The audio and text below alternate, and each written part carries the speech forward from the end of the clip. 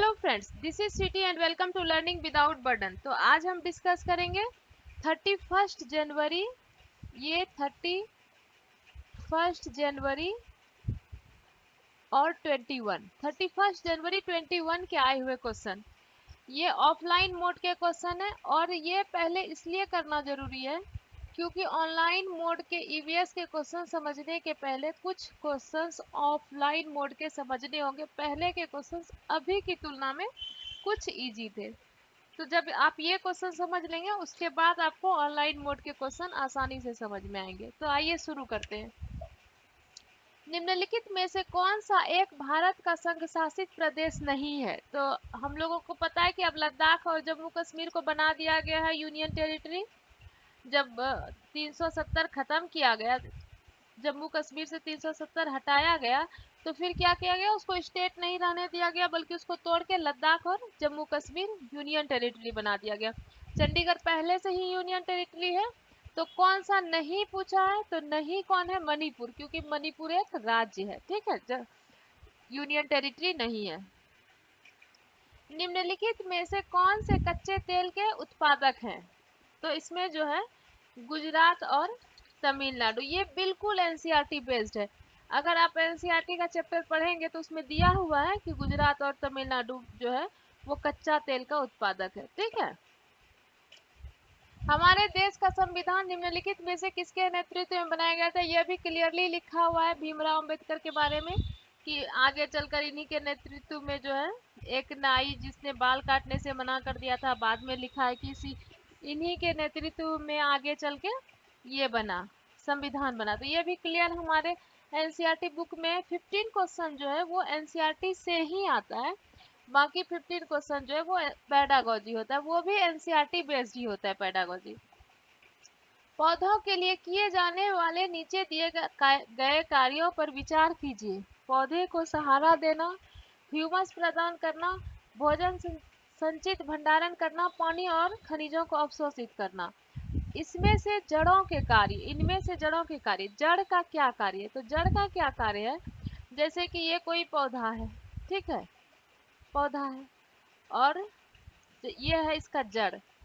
तो जड़ क्या करता है? पौधे को सहारा तो देता ही है खड़ा होने में, ठीक है, और इसका जो भोजन होगा, भोजन भी यहाँ संचारित होगा। भोजन जो है वो यहाँ होगा स्टोर, फूड स्टोर होता है। ठीक है। उसके बाद क्या है? पानी और खनिजों को अवशोषित करना। ये जड़ से यहाँ से पानी खनिज अवशोषित करके अपना पूरा प्लांट को देगा, ये भी होगा। ठीक है, ए सी और डी होगा। और ये क्यों नहीं होगा? ह्यूमस प्रदान करना क्यों नहीं होगा? ह्यूमस क्या होता है? ह्यूमस एक तरह का खाद होता है। मतलब कि ह्यूमस जैसे जो पौधा सड़ गल गया या केचुआ मर गया या कुछ भी हो गया, सड़ा गला चीज से जो पौधे के लिए ह्यूमस बनता है, जो भी चीज मिट्टी में सड़ गल जाता है, जैसे यहाँ पे कुछ भी खर पतवार है या कोई चीज मरा हुआ केचुआ है, मरा हुआ कोई जीव जंतु, वो सब सड़ गया, सड़ गल गया, सड़ गल के मिट्टी में मिल गया, तो उसी से ह्यूमस बन जाएगा जो पौधे के लिए अच्छा आता है।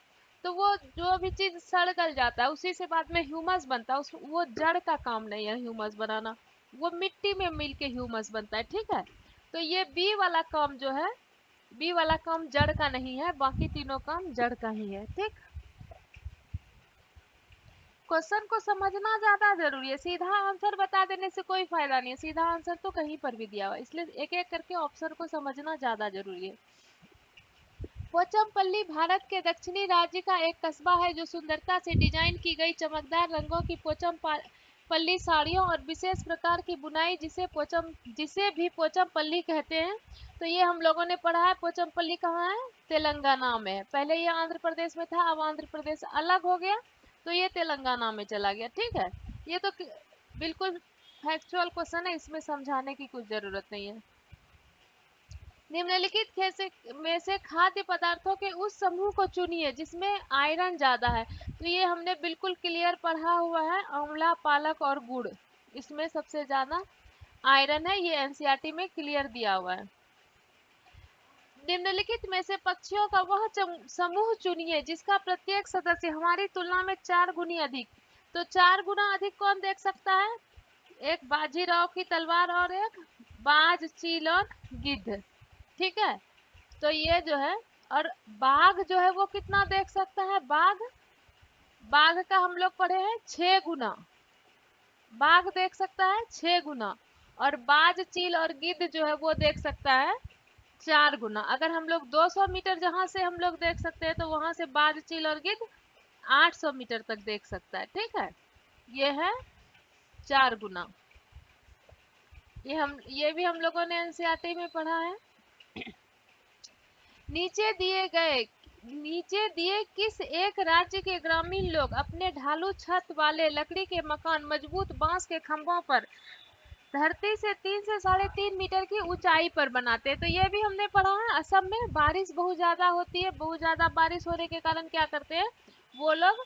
पहले बांस नीचे देते हैं और फिर ऊपर पे घर बनाते हैं ऐसे करके। ठीक है, ये भी हम लोगों ने एनसीईआरटी में पढ़ा है। भारत के मानचित्र में दिल्ली की स्थिति के सापेक्ष गांधी और पटना। देखिए, हम पहले ही आप लोग को बोले कि आप लोग को मैप या खरीद के घर में रखना है, और ये ध्यान रखना है। पूरा मैप तो खैर मुझसे नहीं बनता है, मैं बता देती हूँ। यहाँ पर है दिल्ली, ठीक है, यहाँ पे दिल्ली है, और गुजरात की राजधानी है। गुजरात है हमारा कहाँ पे? जैसे यहाँ पे इस तरह का दिया हुआ है, तो यहीं पे है हमारा गुजरात का राजधानी गांधीनगर। ठीक है, ये है। आप लोग अपने अपने घर में मैप जरूर रखिए, गांधीनगर। ठीक है, और ये यहाँ पे है दिल्ली। और पटना आप लोग को पता है कि यहाँ पे है, यहाँ पे है बिहार का पटना, ये है पटना। ठीक है, मैप में क्या होता है? ऊपर होता है उत्तर यानी कि नॉर्थ, नीचे होता है दक्षिण यानी कि साउथ, इस तरफ में होता है पूरब यानी कि ईस्ट, और इस तरफ में होता है पश्चिम यानी कि वेस्ट। तो कह क्या रहा है? दिल्ली से पूछ रहा है, दिल्ली की स्थिति के सापेक्ष गांधीनगर और पटना। तो गांधीनगर हमारा कहाँ चला गया? यहाँ से गांधीनगर कहाँ चला गया? दक्षिण और पश्चिम। और यहाँ से पटना कहाँ चला गया? ये इधर पूरब और दक्षिण। तो किसमें दिया हुआ है ये ऑप्शन? इसमें है। यहाँ से पहले गांधीनगर कहाँ गया? ये पश्चिम है और ये दक्षिण है, तो दक्षिण पश्चिम हो गया गांधीनगर दिल्ली से। और दिल्ली से पटना कहाँ चला गया?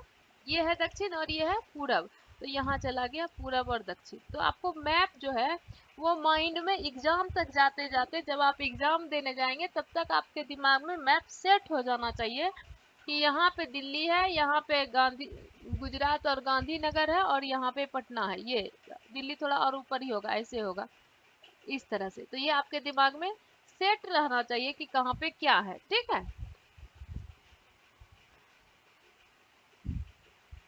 रोज एक बार मैप जरूर देखिए, इससे आपको याद होगा कहाँ पर क्या है। निम्नलिखित में से किसने मटर के पौधों के साथ प्रयोग किए और यह पाया कि मटर के पौधों में कुछ ऐसे लक्षण होते हैं जो जोड़ियों में पाए जाते हैं, जैसे चिकने या खुरदरे, लंबे या बौने, पीले, हरे आदि। तो ये किसने किया था? ये हम एनसीईआरटी में दिया हुआ है, ग्रेगोर जोहन मेंडल ने किया था। ठीक है, ग्रेगर जोहन मेंडल ने किया था ये, कि मटर पे रिसर्च किया था।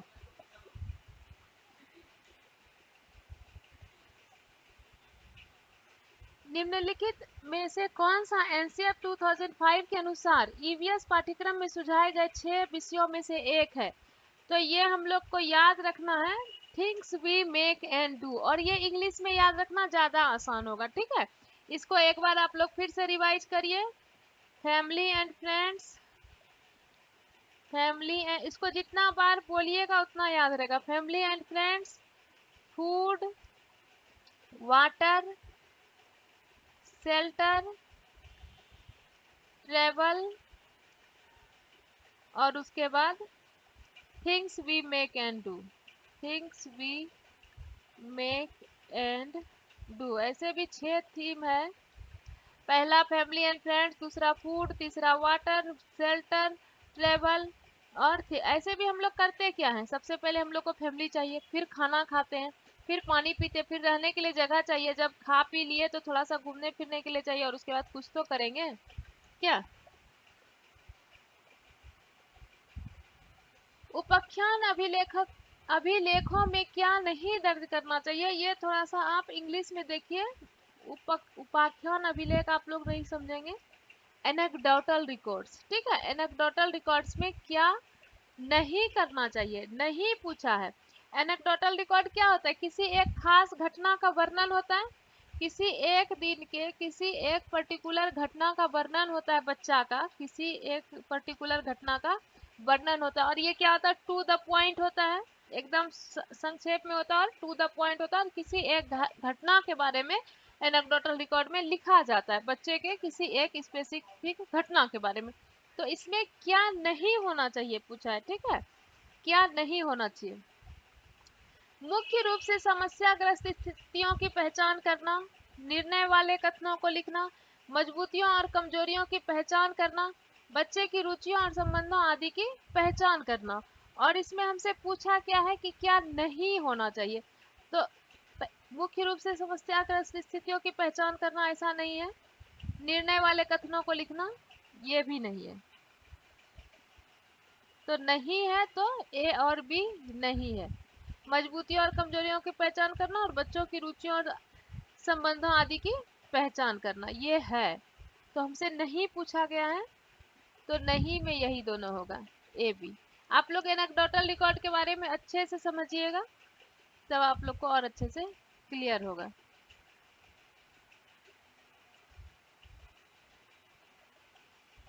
आप एक एकीकृत ईवीएस कक्षा के लिए कैसे योजना बनाएंगे? एकीकृत का मतलब क्या हुआ? एक में ही जोड़कर। एकीकृत का यही मतलब होता है ना कि एक में ही सबको जोड़कर। तो कैसे बनाएंगे इस तरह का योजना? एक पाठ में दो या अधिक विषय क्षेत्रों को मिलाएंगे। अलग योजनाओं में सभी विषयों को अलग अलग तो करना ही नहीं है, एकीकृत करना है।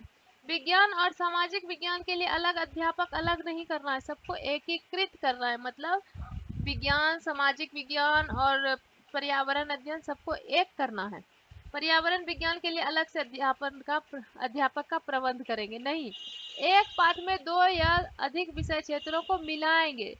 एकीकृत का मतलब होता है दो या तीन विषय को एक में मिलाना। एकीकृत का मतलब ही होता है एक करना, मिलाकर एक करना। तो अलग अलग करने वाला जितना ऑप्शन है वो तो कट जाएगा। इसमें भी अलग करना, इसमें भी अलग करना, इसमें भी अलग करना। दो विषय या तीन विषय को मिलाना जो होता है वही होता है एकीकृत करना, ठीक है। पुनीत ने अपनी कक्षा 5 के शिक्षार्थियों को मानव शरीर की एक रूपरेखा दी और उन्हें भोजन विषय पढ़ाने से पहले पाचन तंत्र बनाने को कहा। तो एक कोई टीचर है पुनीत, वो आया क्लास में, वो आया और उसने बच्चों को कहा कि तुम एक पाचन तंत्र बनाओ।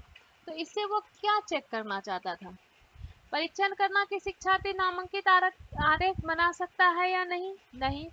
पाचन से संबंधित शिक्षार्थियों के विचारों को प्राप्त करना, यही सबसे सही होता है। अच्छे ड्राइंग कौशलों वाले शिक्षार्थियों की पहचान करना। ड्राइंग और कौन अच्छा ड्राइंग कर सकता है, इससे विज्ञान के टीचर को, ईवीएस के टीचर को क्या मतलब है?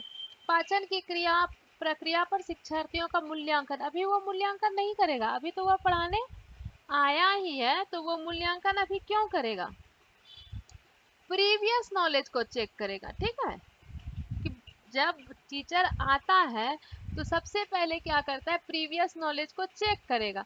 तो जब भोजन विषय पढ़ाने से पहले, भोजन विषय पढ़ाने से पहले, कोई भी चैप्टर पढ़ाने के पहले टीचर क्या करता है? उसका प्रीवियस नॉलेज चेक करता है। तो प्रीवियस नॉलेज चेक करने के लिए कहा कि तुम लोग पाचन तंत्र बनाओ। अब जब बच्चा बनाएगा, कोई गलत बनाएगा, कोई सही बनाएगा, कोई आधा सही बनाएगा, कोई पूरा सही बनाएगा, तो इससे पता चलेगा।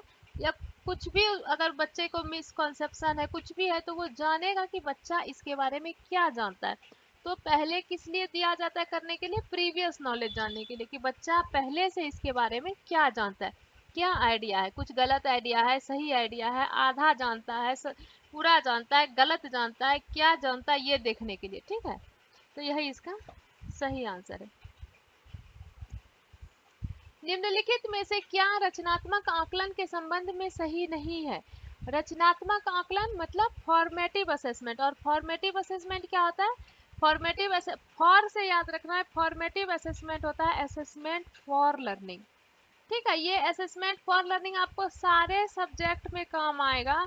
सीडीपी में काम आएगा, ईवीएस में काम आएगा, हिंदी, इंग्लिश, मैथ सब में काम आएगा। इसलिए असेसमेंट फॉर लर्निंग वाले वीडियो को अच्छे से देखकर समझ लीजिएगा। फॉर्मेटिव असेसमेंट कहते हैं असेसमेंट फॉर लर्निंग, और असेसमेंट फॉर लर्निंग क्या किस लिए होता है? पता करने के लिए कि बच्चे में प्रॉब्लम कहाँ है, टीचर के पढ़ाने के तरीके में प्रॉब्लम कहाँ है। तो इसमें नहीं पूछा है कि क्या नहीं है सही, ठीक है। रिपोर्ट कार्ड के प्रत्येक तिमाही में इसकी सूचना दी जानी है। अधिगम को सुदृढ़ करने के लिए यह अध्यापक को समय पर कार्रवाई करने में मदद करता है, ये सही चीज है। इसको छात्रों की प्रगति की निगरानी करनी है, ये भी सही है। बच्चों के सीखने की कोई भी जानकारी रचनात्मक आकलन में मदद कर सकती है, ये भी सही है। इसके लिए नहीं किया जाता है।